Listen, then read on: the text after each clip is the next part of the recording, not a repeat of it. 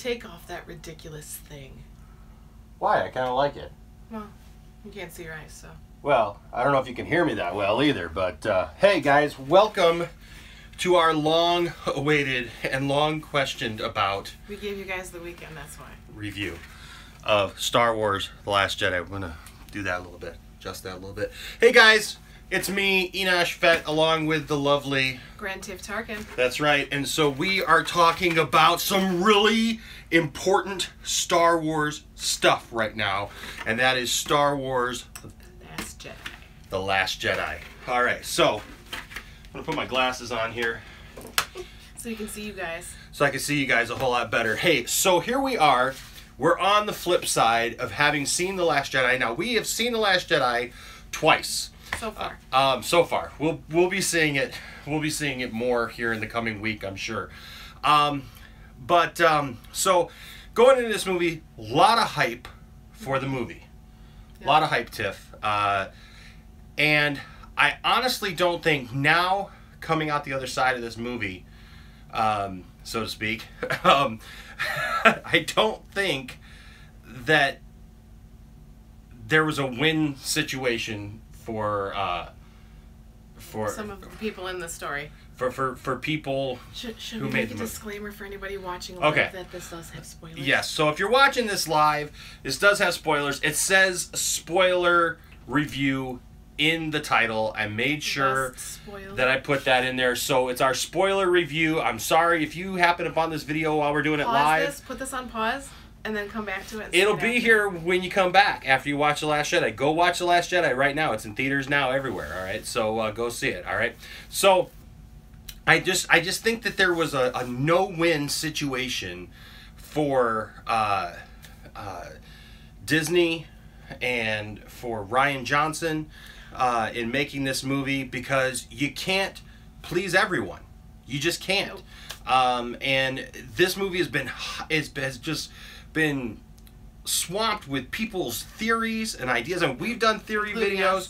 There's thousands upon thousands of videos about Snoke, about Luke, about Rey, about Kylo Ren, about Princess Leia, about, I mean, just you name it, and there has been a video or some kind of theory or rumor about what was going to happen in this movie.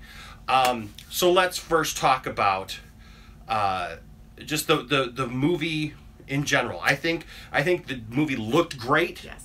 Looked very Star Warsy. Oh yeah, I didn't have a problem with any CGI in this movie. No. I actually thought the close-ups of Snoke as opposed to Tarkin in the Rogue One movie, it was just very cool. I mean, even close up, it was very good, very visually done. Snoke looked great. I really believed that he was there. Yeah. And I think that's an important thing. If you're gonna have a great job. If you're gonna have a CG character, man, it's gotta look good. And I think I know it's easier to do with a character that it's not a real life person, because anytime you try to make it look like a real life person, you're just gonna have that, and that's just where we're at right now with this whole thing. But I think that they did a great job with Snoke visually as a character in the movie. I believed that he was actually there. So so the movie was stunning to look at. Yes. The movie sounded great.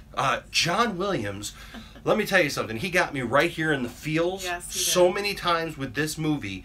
I didn't know what to think. To a 10-year-old boy. I did, and we'll get into that in just a second. But I love the callbacks that John Williams did with this movie. Ooh, Cinema Crow says The Last Jedi equals better than Empire.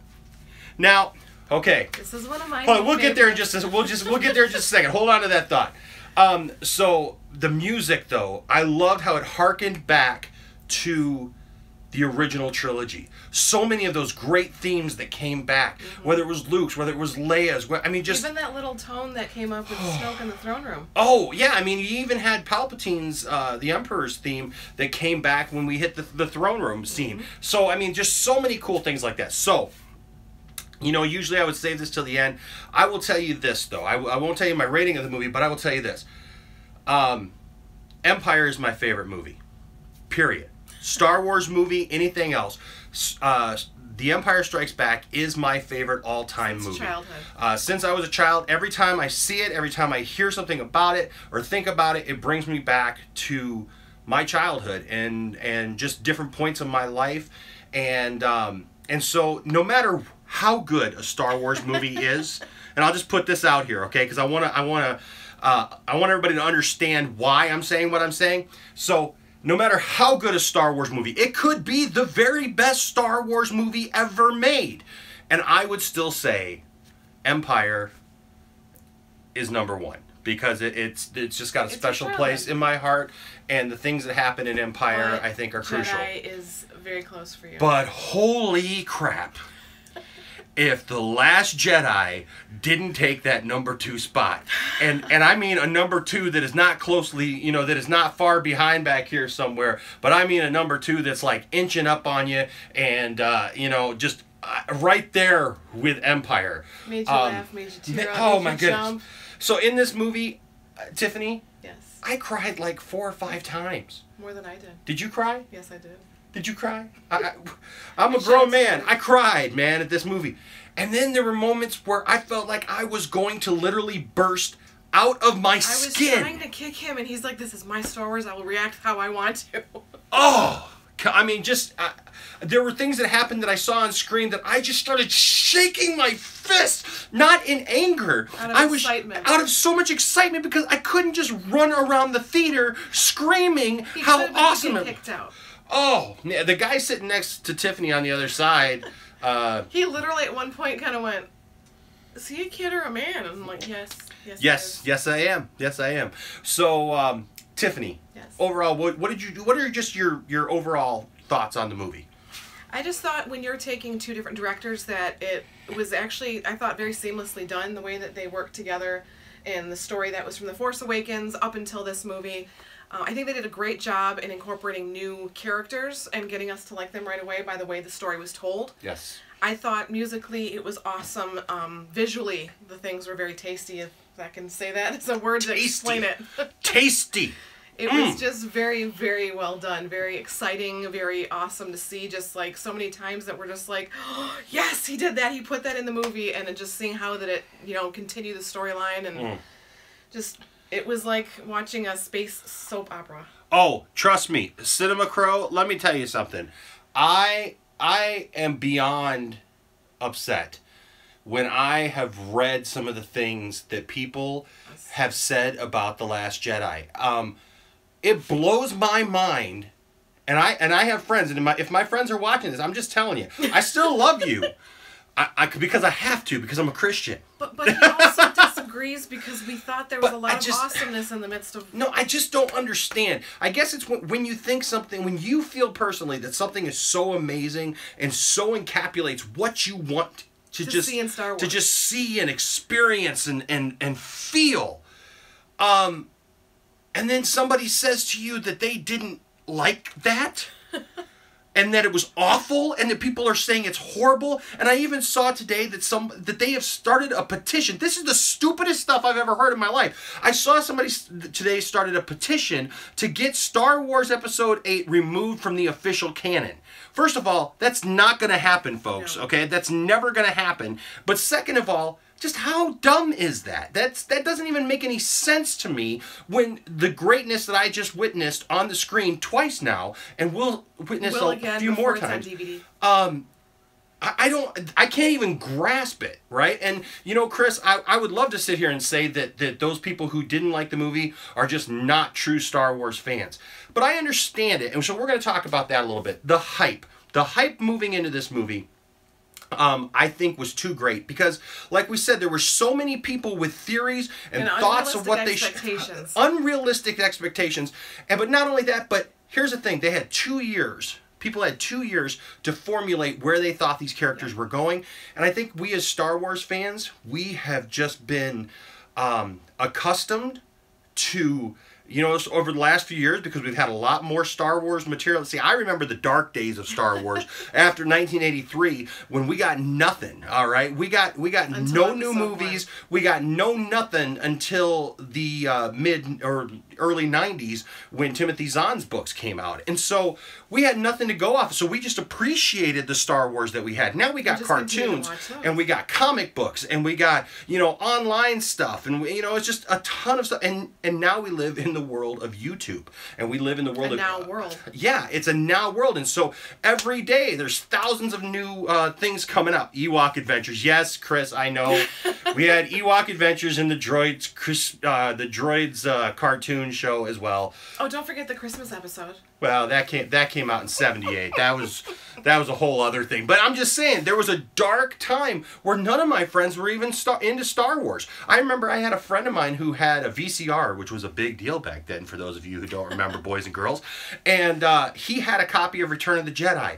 And every time I go over to his house, I wanted to watch Return of the Jedi. And he'd always be like, no, we're not going to watch stupid Star Wars. And I'm like, oh. And I remember saving up my very own money to buy a copy of the original trilogy. I put it in layaway at Kmart, folks. And I paid a little bit each week. My grandma would take me to Kmart to pay on my layaway, and the day that I got those out, I was such a happy guy. But what I'm saying is Star Wars fans, we've been so accustomed to everything's got to connect. We want to see our heroes win. We don't want to see our heroes lose. And okay, this is where we're going to start getting into spoilers again. So here we go. Luke Skywalker dies. I went into this movie saying, I am going to be upset if Luke Skywalker dies. And I was upset when Luke Skywalker died. But you know what? But he did it on his own volition and the way he wanted. I was at peace with the way that Luke Skywalker died. Because I got to see Luke be awesome and do some awesome stuff. A little bit of Jedi butt. Yes, I got to see Luke do some awesome, cool Jedi stuff that I wanted to see him do. That we didn't know they could do until this movie. And on top of that, nobody killed Luke Skywalker. No. For all of you who are out there who are angry that Luke Skywalker died, nobody killed Luke Skywalker. All right? He became one with the Force on his own, or did he? And the Force is with him. I believe that he did pass. Yes, I do believe that he passed. He's with Yoda now. But he became one with the Force. It wasn't by Kylo Ren's hand. I was concerned about that, because I was concerned that if they did kill Luke, because I had a strong suspicion that they were going to kill Luke in this movie. And I felt like if they did, you know, there was going to be some battle. Either Snoke was going to kill Luke. When Kylo did that one and you were just thinking, no, his robes are going to be on the ground. Let me tell you, when Kylo went through Luke on the battlefield there, I more than expected him to turn around and see Luke's Jedi robes and everything. Screamed no in the theater. Yeah, laying on the ground there. You know, just the same that like Obi-Wan's did. Because basically, though they did the exact same thing. They both stalled while everybody could get away on the Falcon. Obi-Wan did it, and now Luke did it to save them. And so I expected that. When that didn't happen, I went, whoa, hold on. What's going on here? I mean, something's going on, right? And he just so happened to know where they were to walk into the cave to see them. And so before we get into the individual characters, I just want to finish this thought. And that is that, you know, Tiff, everybody had such ideas of where they thought each character should go and what should happen. And I understand... what answers they wanted. I understand being disappointed by that, okay? You know, hey, if I had my way, the day that we went to go see the movie, I was talking about there being multiple Luke Skywalkers in the movie, right? And, you know, good and bad and, you know, a clone of him or something, you know, that was like the Timothy Zahn books. And what could happen and what couldn't happen. But here's the thing. Well, we'll get into what's the name? It's Dennis. Oh, it's Dennis. Hey, Dennis, hang on to that thought. Hang on to that thought about Snoke. The second time we noticed a couple things. But here's my thing. I came out of that movie with an appreciation, and I understand, folks, why you're upset. Because the things that you had hoped to see didn't happen. But that's not the movie's fault. Okay? That's not the movie's fault. And I loved it. I saw something that showed a picture of the Emperor. And it said, hey, we got the Emperor in 1983. We didn't get any kind of backstory on the Emperor until starting in 1999. And then we got a book, Darth Plagueis, that explained everything. And then the next year, they took it all away and said that wasn't canon anymore. Okay? We're not going to get every answer. People are like, it's the second movie in a trilogy, and people are acting like, we still have one more. Well, they didn't answer who Snoke was, and they didn't, you know. They sound like a whiny, you know. I was going to go to Tashi Station to pick up some power converters. That's how they sound like. That's how you sound when you start complaining about this movie. They need to go home and drink their blue milk. Okay, so let's start off the movie itself. Okay, I love the fact that the movie starts off with evacuation. Yes. The evacuation. Oh, it's so cool. It's very reminiscent of Empire. when they're trying to get off of Hoth. And Tiffany, what do you think about bombers in space? I thought it was an interesting concept. I personally would have made those ships to go a little faster than they did because they looked like they were going 10 miles an hour. So yes, yeah. Maybe if it was going faster, they could drop them and continue to take off instead of having people like Paige not. Yeah. Well, just sit there and. And so I'll just say this: as far as bombers in space go, first of all, I think that the bombs were propelled. I don't believe that they were just dropped. No, they looked like they kind of had their little detonators, so when they went off, they knew where to go. Yes, and for those of you who I've seen complaining about bombers in space and things like that, let me just point you to a couple things. First of all, the Empire has bombers. They're called TIE bombers. I got one sitting right down here. Actually, if you want me to get it out here and show it to you. This is what we call, ladies and gentlemen, oops, it's live. It's cube. This right here, folks, is a TIE bomber. It shoots bombs. Bombs go in here. The chase was like the OJ Bronco chase. Yes, it was very slow, and I'll admit that. But this is a TIE bomber. See this little doohickey right here? It drops bombs in space. It's nothing new to Star Wars, folks. Also, I got a B-wing. I'm not going to bring that down here because it's hanging up on the ceiling over here. That's the Rebel version of this. Yes. It drops bombs. That's what it does. Like I said, I think that they're propelled. Can you take that for me? Thank you, hon. She's my official TIE bomber handler. So here's the thing. It's Star Wars. It's a movie, right? In space. In space. And so now, let's talk about Rose's sister, Paige. Yes. First off, out of the gate, this movie, I saw Paige, and I knew that they made an action figure of her. And so my first thought, and she's actually right back over here somewhere, right above our head. My first thought, Tiffany, was, oh, well, that's Paige. Cool. I can't wait to see what she does. Well, we know that she's not going to die because she has an action figure. Yeah, he was wrong. And then Paige died. Almost dropping the remote to detonate the bombs. Which set off the movie and kind of gave us a clear picture for how the rest of the movie was going to be. Wow, if this is how we're going to start, what else is going to happen? And that's what I loved about this movie, was that no one was safe. It kept you guessing. One of my biggest complaints about the prequels is something that the prequels couldn't even help. And that is, you see some of the characters, and you just know they're going to live. So no matter what situation they get into, they're predictable. It's predictable, and you know that they're going to live. So there's no anxiety, there's no tension, because, hey, that's Obi-Wan, and Obi-Wan comes back in episode 4, and that's Anakin, and we know he turns into Darth Vader, so I'm not scared they're going to die. And that's what I loved about this movie, was I literally... No one was safe. I felt like anybody could go at any time. I didn't know what in the world they were trying to pull. That one scene in the middle when you were just like, no! Okay, so they get away. Let's see. The film was beautifully unpredictable. Absolutely, yes, Chris. That's a great way to say it. That's a great way to say it, and that's it right there. Was that I could not predict what was happening. We felt like we were on an emotional roller coaster when we got off when we got done with the movie, because it pulled you in so many different directions. I was exhausted when I walked out of this movie, folks. I was beclumped. I was. I felt like I had just been on the biggest emotional roller coaster ever. And that was the thing. Like Chris said, you couldn't guess what was going to happen next.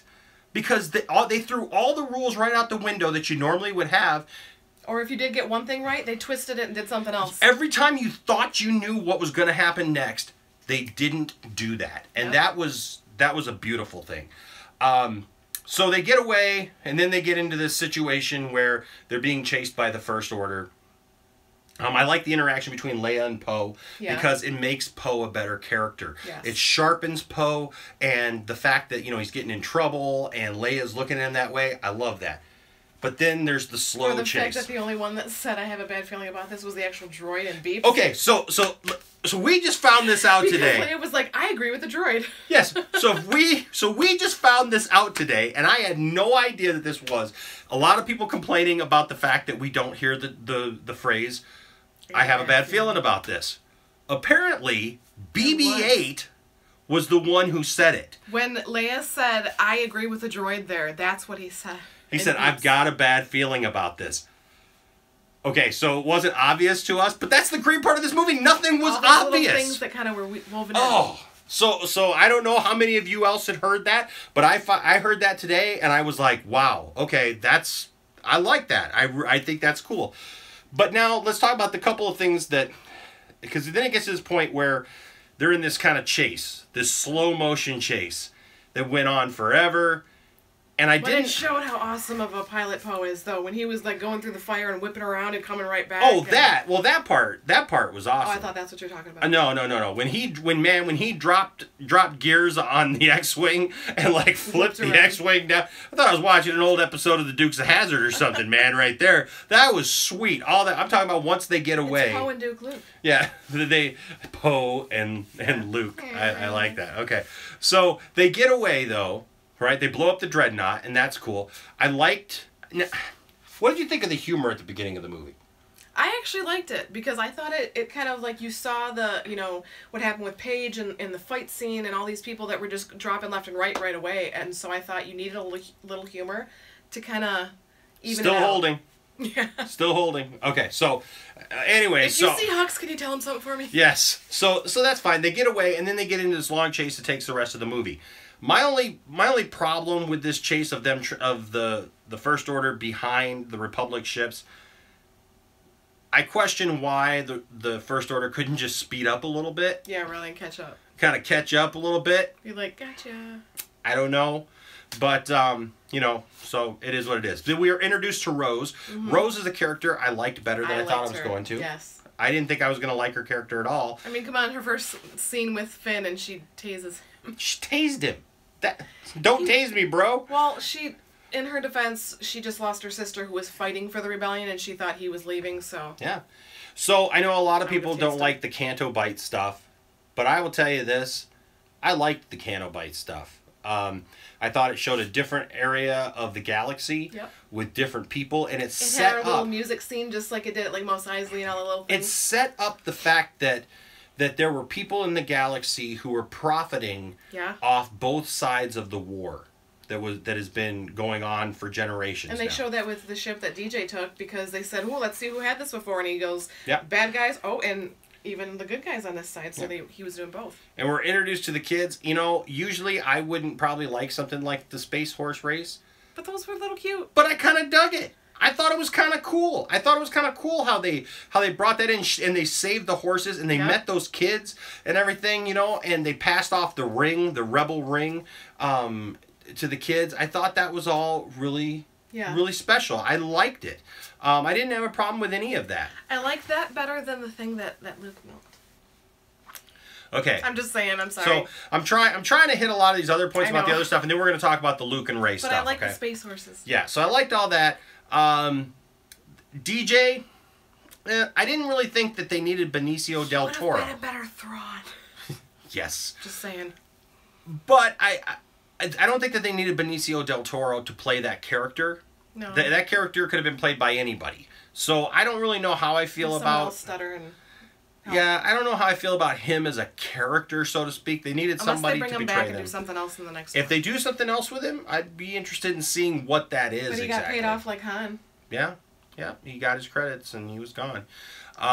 Okay, so now let's talk about the island. Let's talk about what happened there, because folks, that stuff on the island was some of the best Star Wars you're ever gonna have. If you don't like what happened on the island between Rey and Luke. How can you not laugh when you know that The Force Awakens ended with her saying, "Take your lightsaber," and she comes back, "Take the lightsaber," and he grabs it, and it's like, okay, whatever, and walks away like, he just threw away the lightsaber. He tosses, the guy... Like it was no thing. This lightsaber that for us is so important. Wondering why Maz had it. Right? It's been this ever since we saw it again in The Force Awakens, we've thought, wow, there's got to be something about this lightsaber. Something special. And then the guy who handled it, who used it for so long, just tosses it over his shoulder like, I just can't deal with this right now, and walks away. And then just keeps telling her to leave, right? It doesn't want anything. He was an angry Luke. Now, I could have done without watching Luke milk whatever that creature is. Yeah. But it was funny. I didn't know whether... Was it blue milk or green milk? Because it kind of looked a little bit of both. It was green. It was green. Blue milk comes from banthas. And so... that wasn't a bantha. That was not a bantha. That was... I didn't know if I should tell my kids to look the other way. Yeah, I know. So, I don't know. But that was... I love the fact that not only does he milk it, but then Luke takes this big swig and it's all in his beard and everything. And he just looks at Rey, and I kind of wonder if Daisy Ridley, if that was like a true reaction while she was standing there, and she's just looking at Luke and this thing and smiling, and the thing looks back at her like, oh, that was so good. Thanks for milking me. Water on his head. Yeah, I don't. That was weird. But it was cool weird. It wasn't bad weird. It's Star Wars. Come on. This is fun weird. For all those people saying, well, George Lucas would have done a much better job and we should get back to his original vision. Okay. You guys got a problem with Luke milking something, but you're fine with the special editions in Jabba's palace where you got lips flying all the way to the screen like this, and you got six-boobed woman. For our review. Oh my goodness. You know, whatever. Okay. No, it's fine. And then Rey finds the tree. Mm-hmm. She finds the tree. She goes into the tree. Because it calls to her. And when we watched it the second time, when she kept following him all around the island, and then all of a sudden she hears the whispering, one of the times the whispering says, "These are your first steps," like in the first one, which brings her directly to the tree. So. And Luke saying, "Where are you at?" He's like, "I'm from nowhere." No one's from nowhere. Jakku? Okay, that's pretty much nowhere. That's pretty much nowhere. I love the humor. Yeah. So you better bring that humor back as I like it. I like it.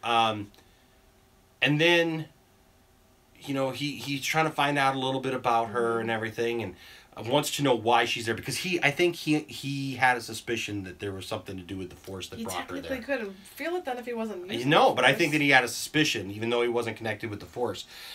And if his sister sent her, then something's there. I love when Chewie busts in. Like, would you just let us take you? And we get this moment from Luke, just in him saying, "Where's Han?" Because they found out he came there in the Falcon. What a moment for me, man! I started to well up right then even. Mm-hmm. And so then Luke decides, hey, I'm gonna give you a couple lessons, give you right? A chance. And my favorite is when Chewie's trying not to eat the porg in front of the little baby porg with the quivering lip, and he's like, "You're eating Fred." But Chewie should have eaten the porg.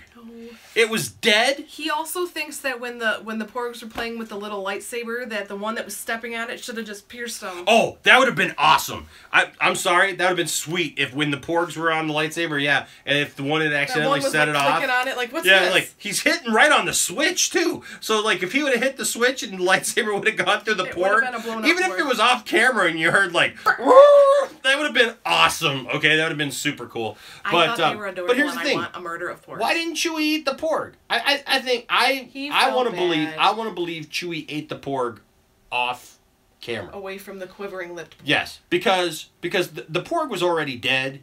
Porg wasn't coming back. He was already roasted. He was already roasted to perfection. All right. I liked seeing R2 showing the original hologram. Okay. Yes, that also got him in the field. Oh my goodness! How can anybody say they not like this movie? Oh. It was done cooked. That's right, man. It was seasoned. That pork was seasoned and golden brown. I mean, you couldn't have got that better if you deep fried that thing, man. He could have made pulled pork sandwiches. Pulled pork sandwiches all day long. Oh my goodness. But no. Patent pending. Dennis. Holy cow. When I love that scene with him and R2, and he's like, I wish I could make you understand that I'm not going back. He's like, hey, this is a sacred island. Watch the language. He's like, I wish I could make you understand I'm not going back no matter what. Nothing you can do can change my mind. Oh, and then... Oh, yeah? What about this? Oh, help me, Obi-Wan Kenobi. You're my only... Oh, my goodness. Are you kidding me? Come on. What do you want in a Star Wars movie? If you don't want all this great stuff in a Star Wars movie, what do you want? I don't know who you are. Going places that we can't go. Like Padme said, you're going down a path that I cannot follow. It blows my mind. Okay, so he starts teaching Rey, right? I love the humor again when he tells her to reach out. And she's like, And he takes that little leaf. I feel something. That's the Force. That's the Force. Oh, it's getting stronger. It's really strong. He slaps her on it. That's awesome. Come on. That was great. That was awesome. But then, she goes right for the darkness, man. She goes right for the darkness. He's like, you didn't even flinch. You went right there. No, and Luke picks up on that, and but she also got him back. She's like, I didn't see you there though either. Oh, because you weren't in the Force. That's right, because he wasn't in tune with the Force. He shut himself off. And so, man, what good stuff. So let's get back now. Now we go back to Kylo Ren zeroing in on his mom, and where's that thing? Here it is. Here it is. I got. Whoops. Sorry about that. Knock something over there. I got to unbox this thing right here. Look for this unboxing video right here of this puppy. But that's what he goes after, and he cannot pull the trigger. Cannot pull the trigger. Can't take out Mama. But somebody did. Somebody in the First Order did, and blows up the bridge. Yep. Of the Raddus, and someone we actually watched today said something that was funny because he's like, they should have had Admiral Akbar going, oh my gosh, oh crap. Boom. Right? And so then we get this controversial scene. Yeah.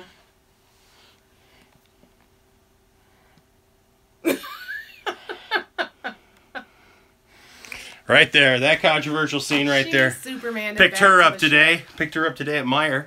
Yeah. Thanks to me, Wave 2's coming out. Wave, along with Ray and DJ. Look, here's the thing about flying Leia. They actually said, I thought, that we read or heard somewhere about Yoda wanting to train her over Luke at first. So she has always had the Force. She's just never used it as much as the rest of the Jedi. She was being more of a general and taking care of everything and being on the side of the government. But now this was actually our chance to see a little bit of what she could do besides, oh, I feel Luke. It was so good to see Leia using the Force in such a powerful way. I thought that was awesome. I'm sorry, I get it. It looked a little silly. But you know what? Guardians of the Galaxy, they were in space a lot longer than she was. For us DC fans over here, okay? Yes. I'm just saying. Sorry, Marvel. How did Mace Windu die falling out a window, but she survives being blasted into space? There's a lot of things that we watched that they should just use the Force. Well, there's a lot of thought about that, too, that Mace Windu isn't dead, but, I digress. But here's the thing. We're DC fans, and I get to hear it all the time from my Marvel friends. And I love Marvel, don't get me wrong. And I love Guardians of the Galaxy. Yes. But nobody complained once when Star-Lord and Yondu were out in the freezing cold of space. Nobody. I didn't see one thing about. All I heard was, well, yeah, I know it's space, but they got back in pretty quick, so it was okay. Nobody complained. All of a sudden, Leia's in space, and even the people who... And she realized, I'm in space. Let's get back to the ship before something happens. And you were talking about a woman with the Force here. Yes. Okay? Not just an Earth guy who listens to cool rockin' tunes in his cassette deck, in his Walkman. We're talking about Princess Leia.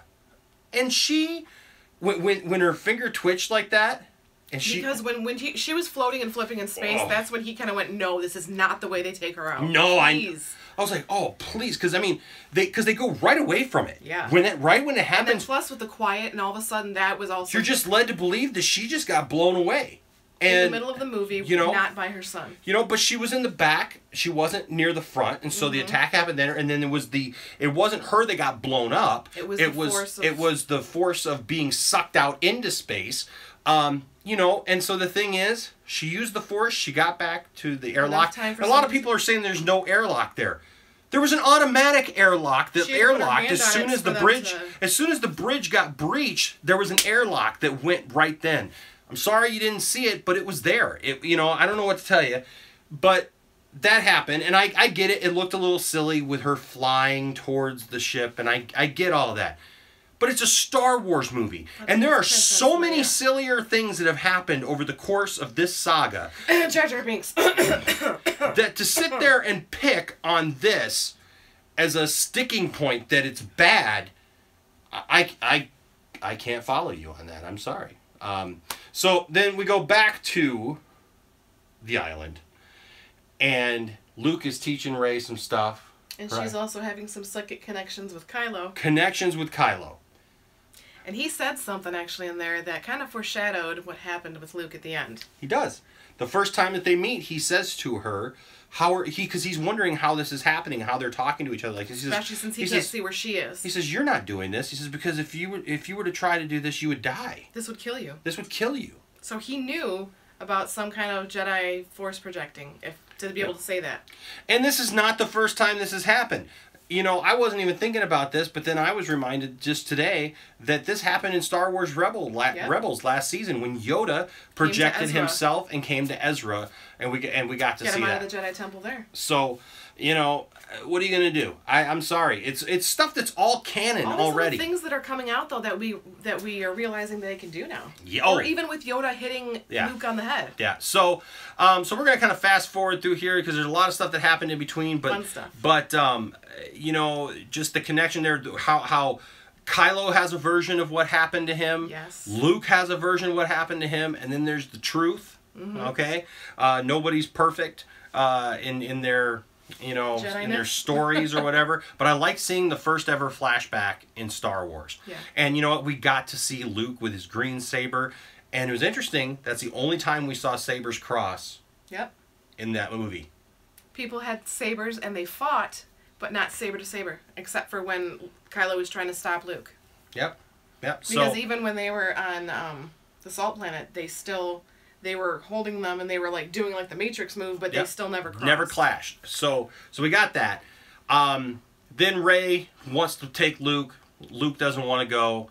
She says, "Well, I'm going to go try to save Kylo. I'm going to try to bring him back." And at that point, because I really thought, out because when they touched hands, he blew up. Oh yeah, he blew up the thing, man. But here's the thing. At that point, honestly, I thought Kylo could be redeemed. Something that I never thought that could happen before. All of a sudden, they pulled me in to thinking Kylo can be redeemed. Then she gets there.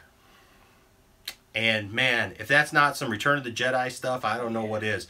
He's taking her up the elevator shaft. She's in the shackles. Trying to talk him out of it. I'll help you. You yes. can turn to the good side. Oh my goodness. And then there we have her in that whole confrontation between her and Snoke. Yes, that was just awesome. Oh man, it gives me chills just now. I love when she reaches out and tries to grab the saber. And he whips around and hits her in the back of the head like, I said no. I no. All right. And so now we're coming to, Dennis, what you brought up. And that is the fact that Snoke starts on what seems like a villain rant, okay, about Kylo Ren. But I want to point something out to you. He said something very specific. So in the movie, we see Snoke die, essentially, right? He gets cut in half. And lost his left arm. And lost. It's still chilling on the throne with his little kyber crystal ring. So everybody thinks he's dead. He could very well be dead. And if he is, we're fine with that. If he's dead, that's fine. We see the Kylo Ren character move up. But here's something. Star Wars butt. But here's a Star Wars butt for you, all right? And I've said this to a couple of people, and that's just the fact of the matter is, one, Snoke was messed up to begin with. We don't know what kind of injuries he sustained, they said he's ancient. how ancient he is, and what kind of injuries he has sustained, and how he is kept from dying at this point. Does he have his own back to tank? What goes on with that? What he's capable of surviving, we don't know, okay? Somebody said, well, who would have taken him to that? You know, who would have taken him to any kind of facility to be healed or whatever? And people missed the purple people. There are people dressed in purple robes, just like the Emperor's guides and servants who are aboard the second Death Star. And they are there because they operate Snoke's Oculus. That's the viewing port thing he showed Rey where the ships were. Yeah, which is straight out of Return of the Jedi as well. But so those people were there. They could have easily taken Snoke's body after the fact. If you have Jedi that can project themselves across the galaxy, why couldn't Sith do it? Especially people as powerful. Well, hold on. He's not a Sith. I know he's not a Sith, but he's like a really bad guy. I just don't want somebody to be able to come back and be like, nope, she's not right. He could have used the kyber crystal and made like a black It's not a kyber saber. crystal. It looked like a kyber crystal. No, it's not a kyber crystal. It is actually made from a mineral, and I can't think of it right now because we're live, but it's a mineral that actually literally came from beneath Darth Vader's castle on Mustafar. Wow. Yes. Pretty cool. I'm thinking the Palpatine clone storyline like in the old EU. That would be cool. I wouldn't. Well, I think along those same lines, Chris. that, you know, he keeps his body alive, regenerate or something. Or I love Tiffany's idea. We're seeing force projections all over the place. If Luke can project himself to fight an entire fight scene with Kylo Ren, the one thing that Snoke said that was very telling, I think, is the fact that when he was talking where Kylo had the saber on Rey, and he said, no one can outthink me, outsmart me, and that's why would he say his own rant if I can feel the anger, I can see the lightsaber turning towards, I see every thought that he's thinking. So how could he try to turn him out of everybody when earlier in the movie he was saying how much you've disappointed me, and then all of a sudden you bring Rey in and, oh, you're my favorite pupil, you've done so well, good job, Kylo. It's a setup, folks. It's a setup. For him to say, yes, I see him turn the lightsaber and kill his one true enemy. It's like Snoke wants him to do it to complete his training. To build him up, make him cocky, think now because that's what Sith do. That's what, well, I know he's not a Sith, but that's what, yeah, exactly. But now he's going around, walking around all cocky, thinking, well, I'm now Supreme Leader Kylo Ren.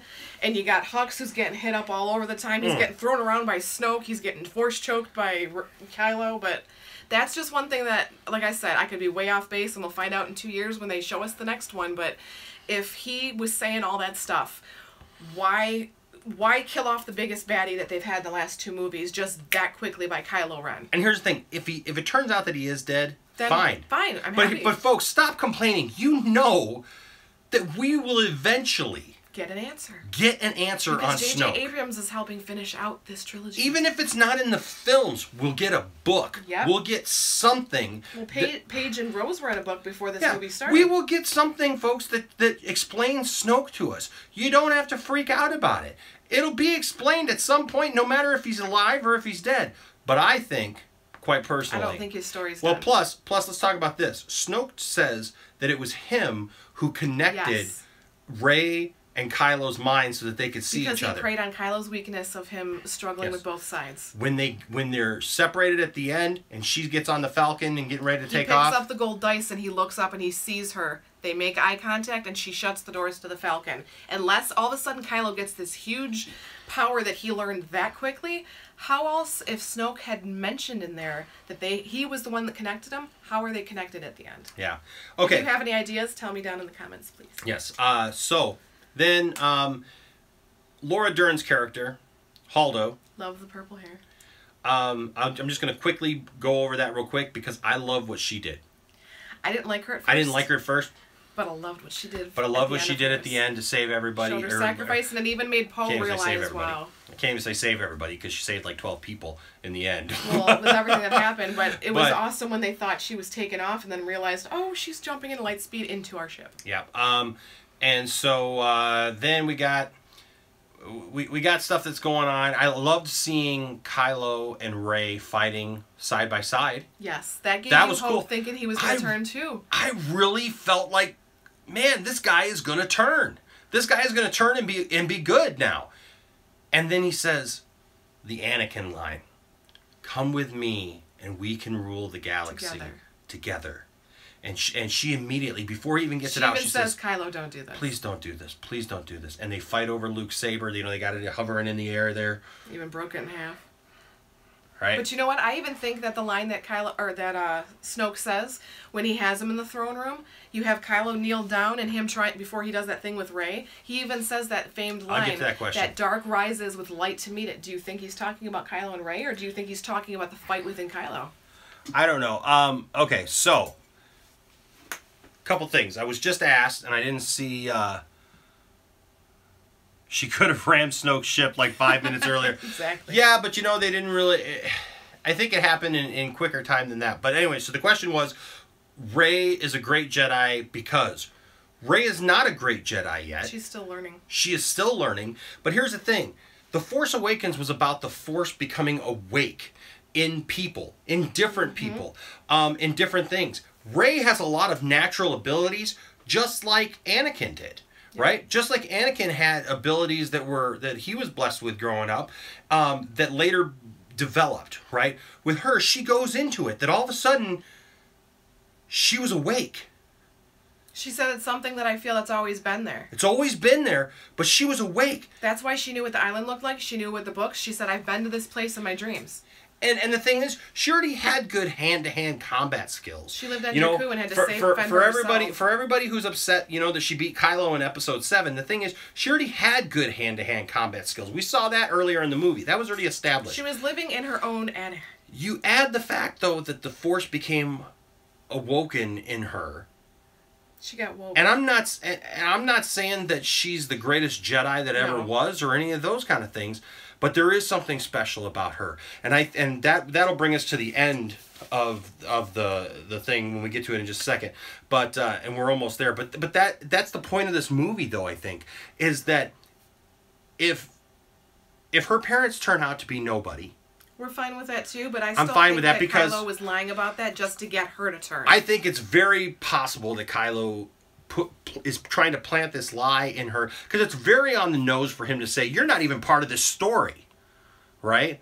That's very on the nose for him to say that. He had the same kind of attitude like in the last movie when he's like, oh, you see Han as a father figure, he would have disappointed you. It was kind of like that same attitude where he was like, your parents were nobodies, right? But you're somewhat of nobody. Yeah. So if her parents are somebody, great. And they very well still may be. But even if got a glimpse of it in that cave where you thought, oh my gosh, are we actually going to see I know, this? and then they came together and she was one. And I think that might turn out to fighting be... with herself. She may end up being an Anakin type of Force. When a midichlorian gets together with another midichlorian. I'm sorry. And they love each other very much. They make little baby midichlorians. But if she turns out that she has no family lineage that is important to us as Star Wars fans. These awesome people can come from nobody. Just like the kid at the end with the broom. It shows that, and that was the point of the movie. And Luke even says, it's not important that... Chris liked that one. Oh. Yeah. It's not important that you're from some great Skywalker family. Yeah. It's important. He said how much he messed up, and he says, me, the legend, Luke, messed this up. So he got all that, right? And so all that stuff happens. The ship flies through at light speed, which was a very cool thing to see. And then, of course, you did the quiet where everything's exploding. And awesome. So, yes, I think probably the weakest part of the movie was the Finn-Rose story. I think it was the weakest part of the movie. But I don't think it was bad. Still good. It was still a subplot. One of the things that is great about this movie, for once we don't see bad guys just triumphing in the end, or good guys triumphing in the end. I saw a little bit of a waste of Phasma from the first movie to the second movie. And I was waiting for her to kick butt too. Yes. And but no, I'm just saying, you don't see the good guys just win or the bad guys just win. Oh, yeah. You see a lot of failure in this movie. But you learn from failure. Because if Holdo told Poe about the plan, the entire side of the story never happens. Maybe, but here's the thing. Holdo was in a position, I think, that she didn't need to tell Poe what it was. Poe felt self-important. She didn't need to inflate his ego. Poe is not in a position where he can just demand to know every plot. That would be like one of my kids coming up to me saying that I demand to know what my Christmas gifts are right now. Yeah. It's not going to happen. I'm the ruler of you right now. You're talking a military situation and a guy who was just demoted, right? And he just doesn't like that. We did talk about Snoke's death, but hold on, Joey. We'll talk about it in a second. Holdo doesn't have to tell Poe anything. No. Poe is not in a position of needing to know, and that was a need-to-know situation. Everybody who was involved in the plan all knew because they were the ones Leia, if anything that everybody turned on. She was supposed to take over the way that she did. Well, yeah, she didn't tell him even after the mutiny, but again, I don't think he was even giving her a chance because basically he pulled the mutiny and ran away. Well, because he said you're fleeing and you're running away, and then I'm just going to have my little rant. So he didn't realize that it was because there was an actual place for them to go. And that's why I don't have a problem with that necessarily, because Poe was more self-important. It helped build his character, though, because when they did get to that cave and he said, well, Luke's doing this to stall, we got to go, and everyone looked at Leia, and she's like, don't look at me, follow him. Yeah. So you see his character building through his failure. So that's why I don't have a problem with that part of the storyline, is because Poe was not, at that point in the story, Poe was not in a position to demand anything. And any leader who had a subordinate tell him, or tell her that they had to know the plan, they wouldn't have just given up that information. And when that information is vital to their survival. Get him out of here. Yeah, that's why she said, get him off my bridge. Yep. And that's what she should have done. Yep. Right? The shirtless line, Laura Dern, Phasma could have been... Okay, so let's talk about Phasma, Finn, and Rose real quick. Phasma is the biggest disappointment so far for me in this whole trilogy. Phasma is built up to look super cool. Game of Thrones. She looks great. She could be, I think, something really, really awesome. But I think there's just too many characters, and there's too much development that has to be done on the dark side of the Force for these movies with other characters like Kylo and others that they haven't given her anything to do. All we've seen her do is hold a gun like this. And mess with Finn. That's pretty much all she's done. I mean, even when she's walking down the hall, holding a gun like this. Apparently that's her one position, shiny. right? I love her armor. I love the way she looks. Mm-hmm. But even in this movie, disappointing. Even the fight with Finn... It lasted very, very short. It just was even the fight with her and Finn was very short, very short-lived, very just kind of... There. Yeah, it was there. It got me from one point to the next. It wasn't something that I hated, but it just didn't give me anything. It didn't give me anything to love about it. Had better. Yeah, I've had better. I've had better Star Wars than that. As far as Joey, is what we said about Snoke, you can always go back and watch it earlier in the video, but we're not so quite sure that Snoke is dead yet. Yeah. We don't think so. And if he is, it's fine too, but there's lots of reasons why. There's a couple things that we've noticed in the second one that made us think a little more. Yep, so once the video posts after we're done live, you can go back. It's about 15 minutes ago. And let us know what you think in the comments too, if you think it's something else. Yeah, absolutely. So I liked the Planet of Crate. I liked all that. The red was super cool. I thought it was interesting that I really thought Poe was going to sacrifice himself. Yeah, Poe. Or not Poe, I'm sorry, Finn. I really thought that Finn was going to sacrifice himself, and that's how it was going to end. That was another part of the not knowing who was safe. I thought, no, he's actually going to go in this one. Yeah. And I was committed to it, man. I was like, it's going to happen. Finn. And then Rose, knocks him out, and I was just like, huh, okay. But it was cute what she said, though, because he's like, you stopped me. And she's like, no, dummy, I saved you. Yes. That's how we're going to win this fight. Yeah, and so that was pretty good. So then we get the moment, and I didn't think it was going to be Luke. And I noticed something the first time watching it that he didn't notice. But Luke comes in and sees Leia, and I learned something as a Star Wars fan that I never knew before. Yes. And I challenge you watching right now to tell me whether or not you actually knew this before this movie. And that is the dice that Luke got off the Falcon. I did not know that those were... And that he gave to Leia. Those are not a new thing. If you haven't heard this already, those are not a new thing. It's from A New Hope. Those were actually hanging in the back of the cockpit of the Millennium Falcon above the doorway in A New Hope. And Force Awakens. And this one, obviously. Well, I don't know. No, they said The Force Awakens. Was it in The Force Awakens? Okay. So I don't know. But I have not seen them. But do you guys know why? But those were the dice that apparently Han was using to play that version of Sabacc that he beat Lando in to get the Falcon. I did not know that. Won the Falcon with it. Yep, he won the Falcon with it in the end. But did you know that before this movie? That's are they mentioned a couple times? Maybe it's just been a while since I've read it because I read all those books in the EU, and maybe it's just been years since I've read it. But I honestly did not think of that at all. So does that mean when he gave the dice to Leia, it was his way of saying, I'm fighting for your husband for what happened, but I will have to fight your son in doing so. But even then, she was like, you know what? He ain't coming back. And I guarantee you we see those dice again in about 6 months. And when we go see Solo, a Star Wars story, I guarantee you those come back up and those are shown. But that was a nice little piece of trivia to kind of pop up. For us nerds. So then Luke goes out there, he winks at 3PO, and he goes out there on the battlefield, and Kylo loses his mind. And I want you to shoot that piece of garbage out of the sky. Well, he gets mad at the Falcon, but I mean, he sees Luke there, and he just, was it New Jedi Order? I think Lando mentioned, okay. We will have to look that back up. I've got the book. Yeah. I've got the book, so I'm gonna have to go back. Homework now. Thank you. I got homework. Thank you, Chris. You know, hey, I admit when I'm wrong, or if I didn't know something, and I didn't think of it. That's why we love this conversation. It's been a long time since I've read that. So here's the thing. Luke comes out. Oh my goodness! They blast him with everything that they could. That was hilarious. If I was seeing the dice game, but please keep Anakin's lightsaber out of the next. Well, it's broken in half, Joey, so I don't think we're going to see Anakin's lightsaber again. It's going to have to be Rey building something. I think, actually, they've said, too, how cool it is that with Rey having her staff, that they could actually take the lightsaber and make it like a double-sided staff, like in the prequels, only hers could be a different... It would have to be a different color, though, because of whatever happened in it. Do you mean this lightsaber? This lightsaber right here?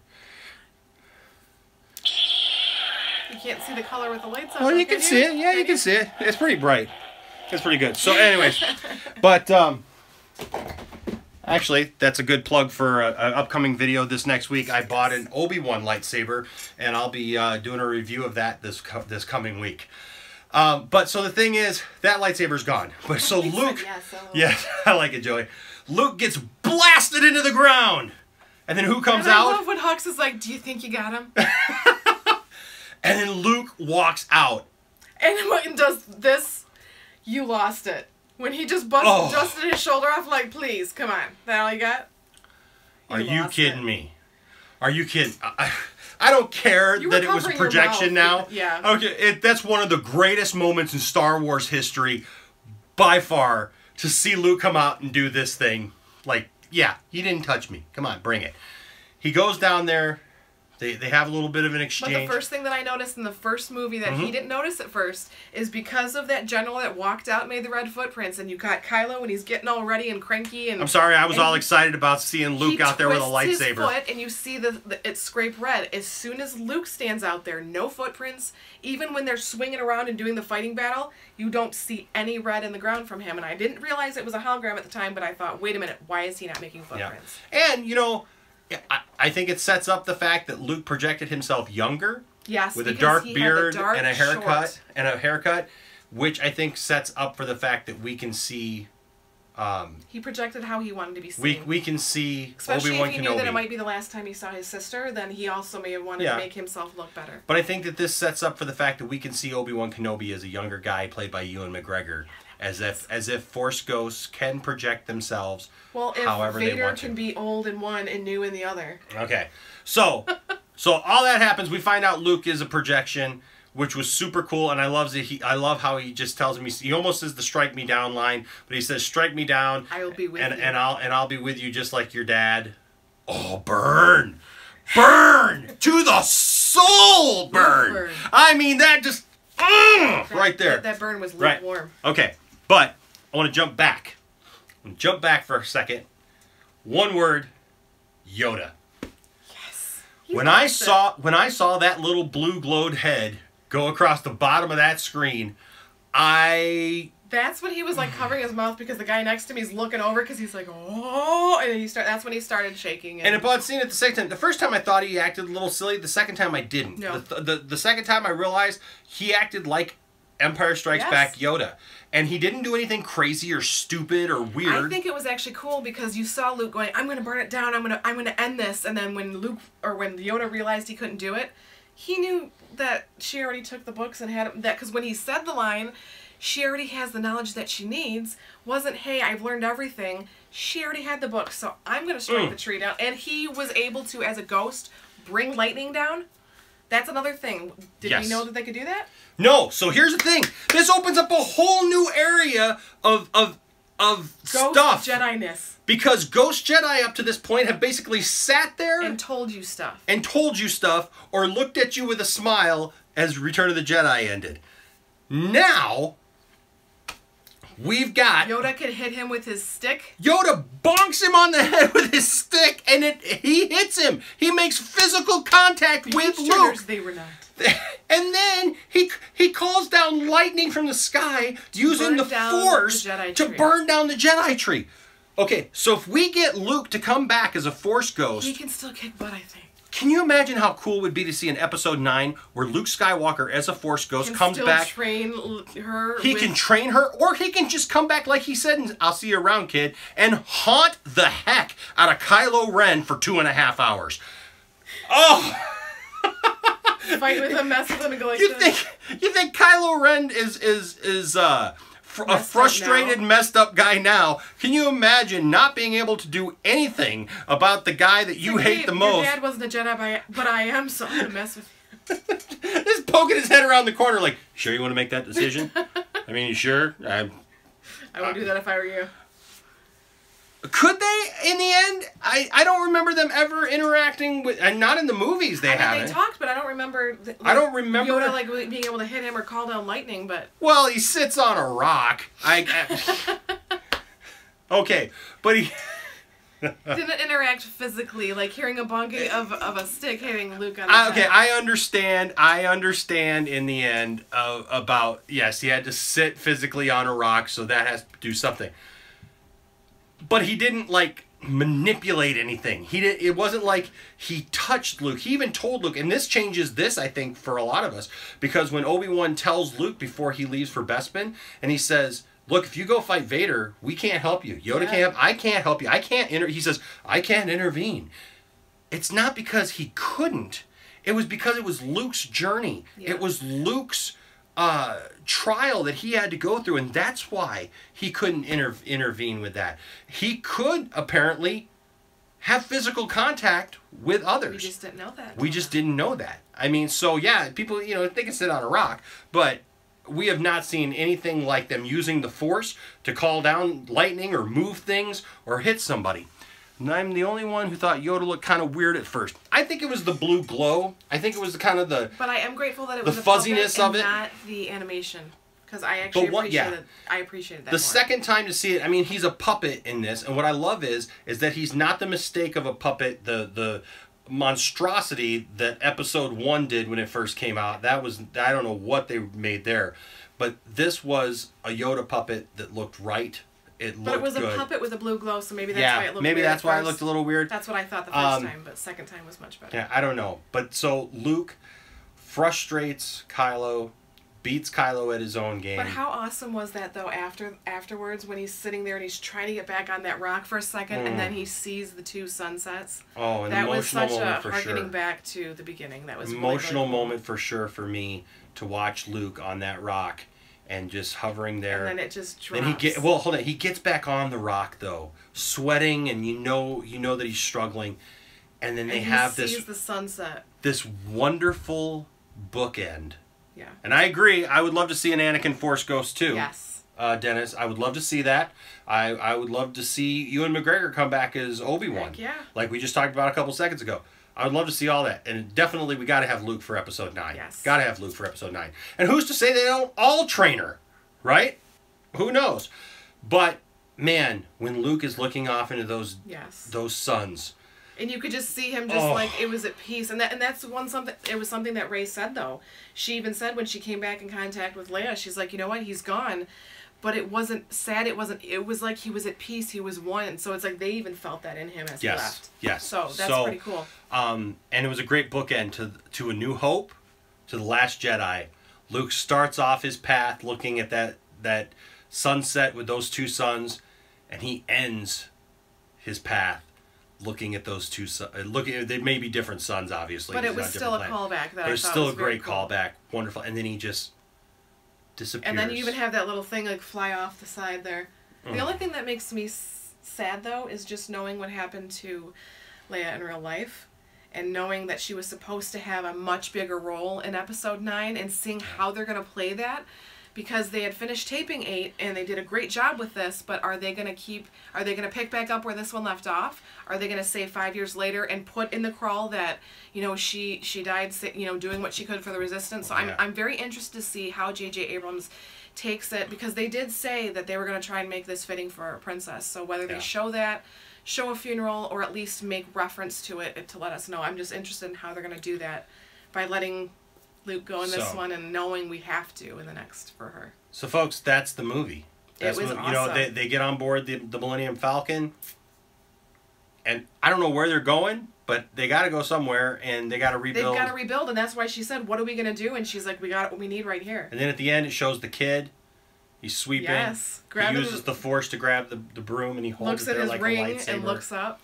And that just goes to show you that there's more to come, and that there's other people who will rise up around the galaxy and fight the evil. So it would be nice if they said like 5 years later or something, because they can show things that have changed and you know what we're gonna come into at the next one. So I'm excited for the journey. It's emotional. Thank you for joining us tonight. Thank you for all the great questions. Yes, we love being able to have conversations. This is the longest. Things that we don't know. He has homework now. Yes, this is the longest live video that we've ever done. But it's fun. It's But it was so good to talk with you guys tonight and talk with other fans, because honestly, I haven't had a lot of chances and opportunities to physically talk to other people. What? That Nia Numb gets her hooked on spice. Is Nia Numb alive? Or did he die? Or was that with Akbar? He may have been. I don't know. We'll have to find out. I don't know, but somebody probably had to do some spice, man, when that was all done, because there was only 12 of them left.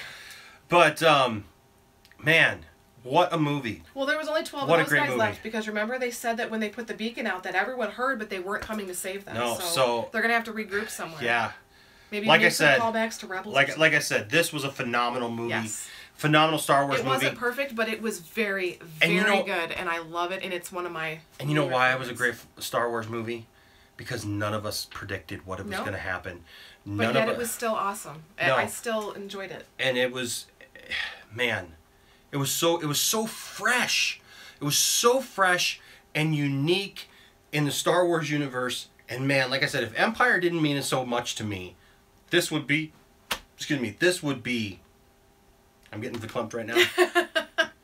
This would be my #1 movie, but it's right there. Nerd side for the next 2 years while we wait for. I mean, I can't even give it a scale of 1 to 5 like we normally do on these things, because this is like a billion. And I'm not even joking. I mean, it's like so off the charts, and that's why I said, like, again, I don't understand. If you didn't like this movie, please tell us why. We'd like to talk and chat and talk to us.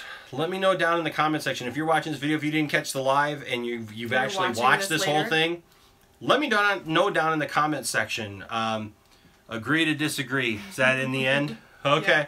Well, hey, you know, that's fine. I don't understand it. I don't understand how people couldn't love this movie. It had everything that a Star Wars movie should be. Had a little bit for everyone. I mean, it did, and even if you think that it had silly parts in it, every Star Wars movie does. It fun. And we had 3 whole Star Wars movies that were mostly a bunch of silly stuff with a couple of good things mixed in.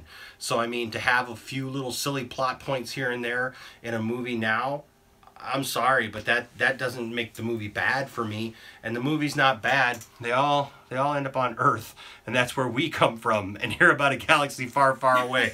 You know, there you go. Hey, I already did a video. If you want to see a funny video on that, Mr. Dennis Malloy, why don't you go back and watch one of my videos? I've got a playlist for him called, what was that show that I did for a little while? I Want to Know.